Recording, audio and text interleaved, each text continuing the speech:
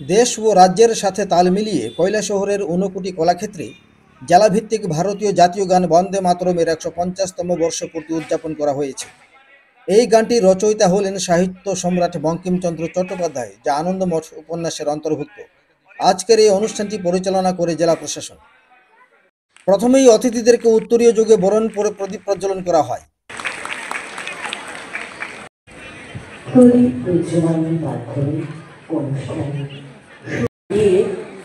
এই মুহূর্তে স্বাস্থ্য খবর। প্রথমে দিল্লিতে প্রধানমন্ত্রী নরেন্দ্র মোদীর বন্দে মাতরমের কার্যক্রম ভার্চুয়ালভাবে অতিথিগণ, অগণিত ছাত্রছাত্রীরা এবং শিক্ষক শিক্ষিকারা প্রত্যক্ষ করেন।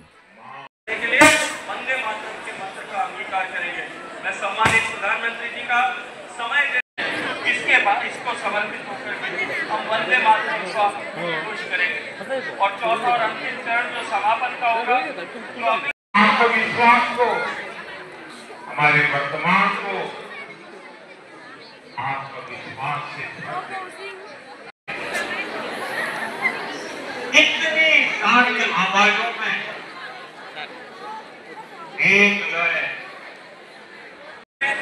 वंदे मातरम के सांस्कृतिक और राष्ट्रीय भाव को जन जन तक पहुंचाने का काम हम प्रयास करेंगे।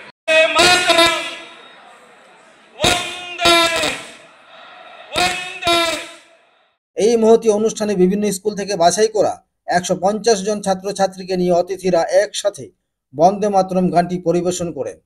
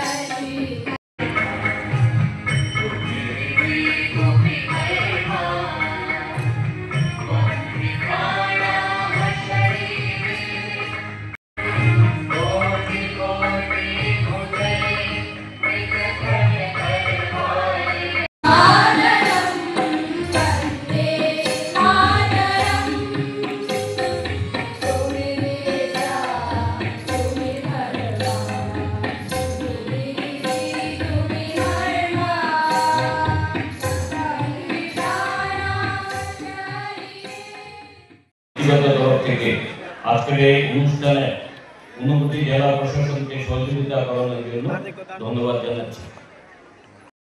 বন্দে মাতরম রচনার ১০০ বছর পূর্তি উদযাপন অনুষ্ঠান।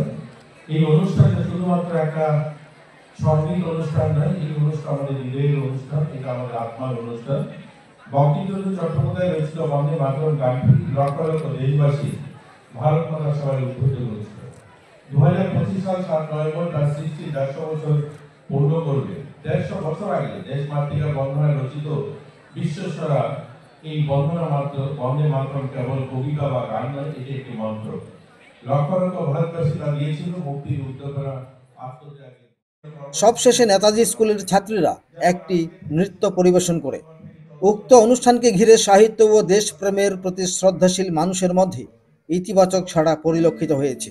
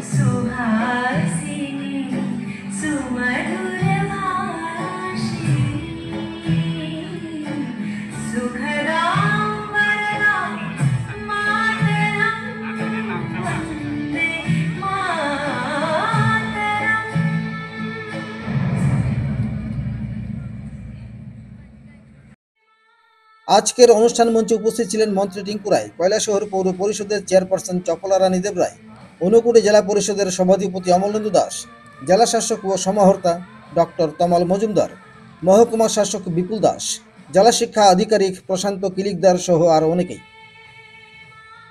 কৈলাসহর থেকে শুভঙ্কর দাসের রিপোর্ট, ত্রিপুরা পাইওনিয়ার।